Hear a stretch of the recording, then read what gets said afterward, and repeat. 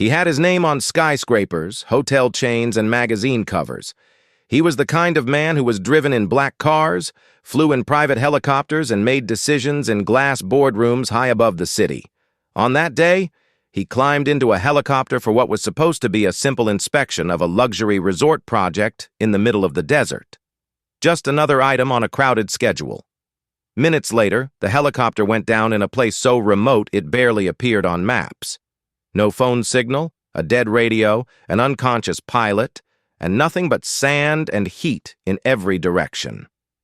For 3 days, a man who believed money could fix almost anything discovered what happens when the only things that matter are water, shade, and the will to stay alive. This is his story. In my normal life, if something goes wrong, I make a call. If a project is delayed, I move more money. If a person fails, I hire someone else. If there's a problem, I pay people to solve it. I never really thought about what happens when there is no one on the other end of the phone. That lesson came from the sky, and from the sand. It wasn't my first time in a helicopter. Honestly, it was almost boring by then. We had invested millions into a new desert resort, an artificial oasis with villas, lakes, solar panels, the whole fantasy. That morning I was supposed to fly out, walk around the construction site, take some photos for a business magazine, shake a few hands, and be back in the city before lunch. The pilot knew me well. "Calm winds today," he said as we lifted off. "We'll be back before you miss your coffee." I watched the city shrink beneath us. Glass towers, highways, tiny cars. I leaned back, opened my tablet and started checking quarterly numbers. I wasn't thinking about risk. I was thinking about returns. From up there, the desert looks beautiful. Waves of sand frozen in time. Dark patches where rock breaks through. Thin roads that disappear into the horizon.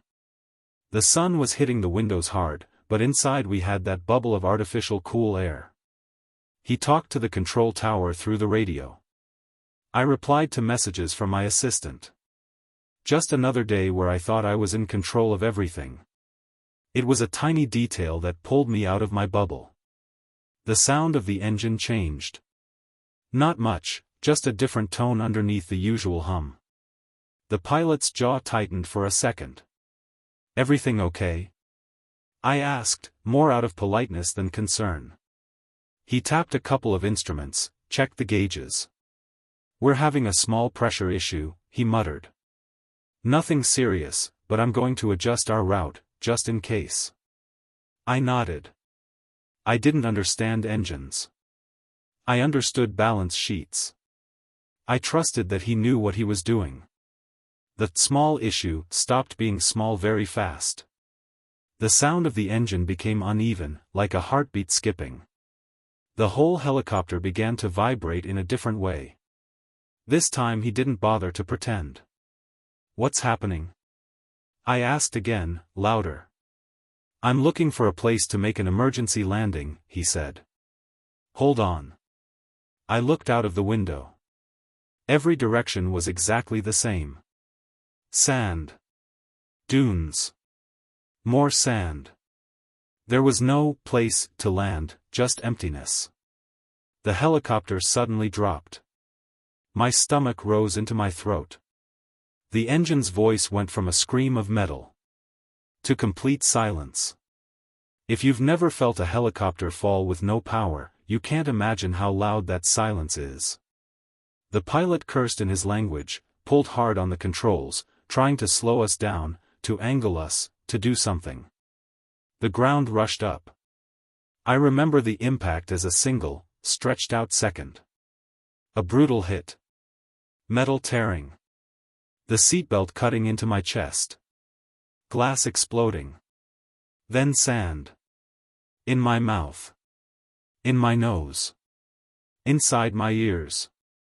And a high-pitched ringing in my head, as if the whole world had turned into that one sound. I don't know how long I was unconscious.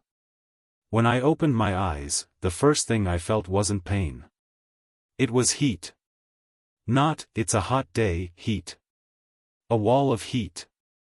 Like someone had opened the door of an oven and pushed my face inside. The helicopter was lying at an angle, half buried in sand. The cabin smelled like fuel, burnt plastic, and blood. I tried to move. The seatbelt still held me. My fingers were clumsy and shaking, but I managed to unclip it. I fell sideways, hitting my shoulder. Is anyone there? I croaked, even though I knew there was only one other person. The pilot. He was slumped forward, forehead against the controls, blood on his face. Hey! I shouted, dragging myself toward him. Wake up. It took a moment. The longest few seconds of my life. Then he groaned. My leg, he whispered, eyes barely open. I looked down. His leg was trapped and twisted at an angle that I knew legs weren't supposed to make. I'm not a doctor, but I've seen enough to recognize a serious injury. My first reflex was the same as always, reach for my phone. It was still in my pocket. I pulled it out, looked at the screen. No signal. Not a single bar. I tried to call anyway. Nothing. Silence. The radio? I asked. He nodded weakly toward the console. The radio unit was hanging by loose wires, cracked plastic. I hit it with the side of my fist, as if that could bring it back to life. Nothing lit up. No voice on the other end. It was just us, and the desert. I crawled out of the broken opening on my side. The sun hit me like a punch. For a second, I had to close my eyes. When I opened them, I finally understood how much trouble we were in. There was nothing. No buildings on the horizon. No visible road. No power lines. Just dunes in every direction and a merciless, clear blue sky. For the first time in many, many years, I felt small. In my world, people stood up when I entered a room. Out there, not even the wind bothered to change direction for me. I forced myself back inside the cabin. The smell of fuel made my stomach turn, but I had to know what we had. Behind the seats there was a small metal case. Emergency kit, the pilot muttered. Open it. Inside I found 3 medium water bottles. Some vacuum-packed food rations. A basic first aid kit. A signal mirror. A couple of flares. A folded tarp. It didn't look like much. But out there, it was everything. In my usual life, I think in millions, in big numbers. Here, 3 bottles of water were more precious than any figure in my bank accounts. I took the first bottle, unscrewed the cap, and drank a tiny sip. My mouth was so dry that the water almost hurt. Every cell in my body screamed for more. I wanted to drain the whole thing in one go. I forced myself to stop. I screwed the cap back on. I had to think in days, not minutes. The pilot was breathing fast and shallow. Sweat ran down his forehead, mixing with the dried blood. You need shade, he gasped. The sun will kill us before the wound. He was right. The cabin was an oven. I opened the tarp and tied it between part of the wreck and some metal rods I bent out from the frame. It wasn't perfect, but it created a triangle of shade beside the helicopter. I half lifted, half dragged the pilot under it. He groaned in pain, but stayed conscious. I gave him a few sips of water. No more. I hated myself a little for counting every drop. But if we burned through everything on the first day, the second day would be a death sentence. Time in the desert is strange. Minutes stretch under that sun. The air shimmers above the sand, creating fake pools of water that disappear when you blink. I watched the horizon, waiting for the miracle of a dust cloud, a vehicle, anything. All I saw was heat and distance. From past flights and some maps I'd seen, I knew we were at least an hour of flying from the city. On foot, on that terrain, in that heat, with an injured man, walking was not an option yet. I had one job that first day: keep us alive until the sun went down. When the sun finally dropped, it felt like someone slowly lifting a heavy weight off my chest. The light became softer. The air cooled. And then it kept cooling. I had always thought of deserts as just hot.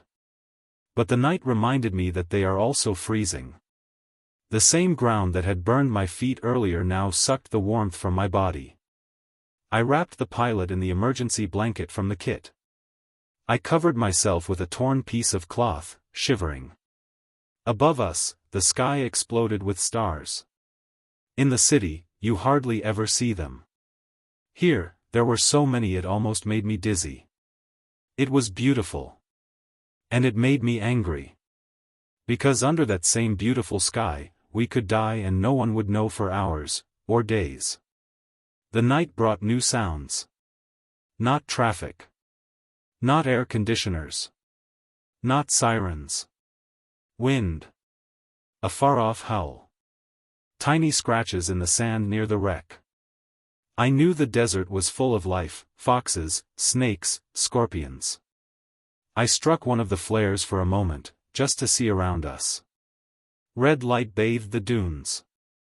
Small shapes scattered away from the glow. I felt ridiculous and fragile, holding that little burning stick as if it was a weapon. I knew I couldn't waste them. I put it out. Darkness collapsed over us again. I didn't sleep much. My mind ran circles around the same questions. If no one saw us go down, how long until they start searching this area? Will they focus on the flight plan or on where the engine died? If no one comes tomorrow, should I walk? In which direction? How much water do I take? Do I leave the pilot alone? In my company, hard decisions were part of my job. Close a branch. Fire a manager. Cancel a contract. But I always had data, consultants, reports.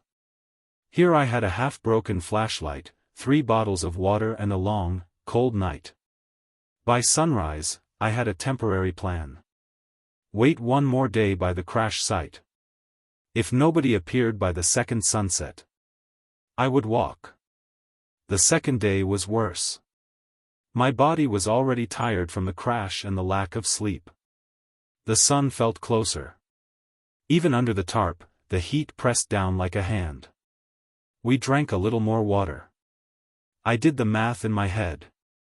Too little to feel safe. Too much to just lie down and die that day. The pilot drifted in and out of consciousness. Sometimes he mumbled about his childhood, about football matches, about his mother. Other times he just stared at nothing. I cleaned the cut on his head, adjusted the bandage on his leg, wiped sweat from his face. I wasn't used to physically caring for anyone. I was used to delegating care. The desert was teaching me skills I never thought I'd need. Around midday I saw something on the horizon. A straight line that broke the soft curves of the dunes. I grabbed the signal mirror, angled it toward that point, sending flashes again and again. Nothing moved. It could have been an old dry river, a rock formation, or just my brain creating shapes out of desperation. The heat made my vision blur. Sweat dried the moment it reached my skin. My lips were cracked. My tongue felt thick and useless in my mouth. I started to think dangerous thoughts. If I die here, how long until they find me? Will it be days? Weeks? Years? Will someone just stumble on a piece of metal and some bones one day? I thought about my family. My wife. My children. My partners sitting in a glass conference room, talking about contingency plans and succession. None of those words meant anything out here. By late afternoon, a thin cloud crossed the sky and did absolutely nothing. The wind picked up for a moment, lifting sand into tiny stinging storms that got into my eyes, my nose, our bandages. The water had gone down again. The light began to soften. And with it, my resolve not to move. Staying by the helicopter had made sense for one day. Now it felt like waiting for a miracle that wasn't coming. As the sky turned orange, I knew it was time. I crawled back under the tarp, sat next to the pilot and spoke softly. "Listen," I said. "When the sun gets lower, I'm going to walk. I'll leave flares here. I'll mark the direction I'm going. I'll bring help back." I don't know if he understood. Maybe. His hand squeezed mine for a second. Or maybe it was just a spasm. Either way, I needed to believe he approved. The air was still hot when I finally stepped away from the wreck. I took one bottle of water, the signal mirror and a flare. I couldn't carry much more and still walk. Using pieces of metal and debris, I drew a huge arrow in the sand, pointing in the direction I was heading. If anyone found the helicopter while I was gone, they'd know which way I'd gone. Walking on dunes is nothing like walking on a city street. Every step sinks.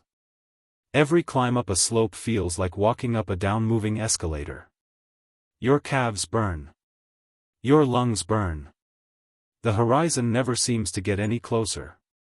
The sky went from orange to pink to deep blue. Stars began to blink into existence again. At some point, I cracked the flare and held it as high as I could. Red light painted a tiny circle around me. No answer. No sound of engines. Nothing. I let it burn out. Its little stick of dead plastic felt heavier than gold in my hand. I started to believe I'd made a terrible mistake. That I should have stayed with the helicopter. That now I would die somewhere out here, far from the only landmark that could help rescuers. Then I heard it. At first I thought it was the wind in my ears. A low hum, far away. I stopped walking. Held my breath. There it was again. A deep, mechanical sound, growing. A helicopter. Not ours. Another one. A rescue bird. I spun around, searching the sky. For a second, I saw nothing. Then I spotted it, a dark shape cutting across the fading light. My heart slammed so hard against my ribs that I felt dizzy. I raised my arms, shouting, though I knew they couldn't hear me. My hands shook as I grabbed the signal mirror. I angled it toward the last strip of sun still touching the horizon and moved it back and forth, flashing as hard and as fast as I could. For a horrible moment, nothing changed. The helicopter kept going in a straight line. Then it slowed. It turned. It came back. They had seen something. Maybe just a flicker in the corner of someone's eye. For me, that flicker was everything. The rest is blurred fragments. Sand whipping into my face from the rotor wash. Hands grabbing my arms. A voice asking my name. Another voice saying, "We found the wreck, but nobody was inside. We thought the animals." He didn't finish the sentence. I just nodded, too tired to talk. The only clear thing I remember saying, over and over, was, "The pilot is alive, he's back there, you have to go." Somewhere between that sentence and the next question, my body finally decided it was safe to shut down. And I blacked out. He spent 3 days in the desert. On paper, in a medical report, those days take up only a few lines. Dehydration, sunburn, exhaustion, rescued. But in his memory, those 3 days occupy as much space as all his years of success combined. The rescue helicopter had gone out looking for wreckage, not survivors. His wealth, his contacts, his influence helped fuel the search teams and coordinate the operation. But in the most critical moments, his life depended on much smaller things. A tarp for a patch of shade, a few bottles of water rationed drop by drop, a cheap signal mirror held up at the right second, and the stubborn decision to take one more step when every part of him wanted to lie down and sleep. Stories like his remind us that there are places where titles and status and money suddenly lose their weight. where what matters is your instinct, your ability to stay calm and your will to keep trying, even when the horizon never seems to change. Maybe that's why, when he finally went back to his glass office above the city, the view didn't look the same. Because in the sand, he had learned that the real value of something isn't measured in digits, but in whether it can save your life when everything else disappears.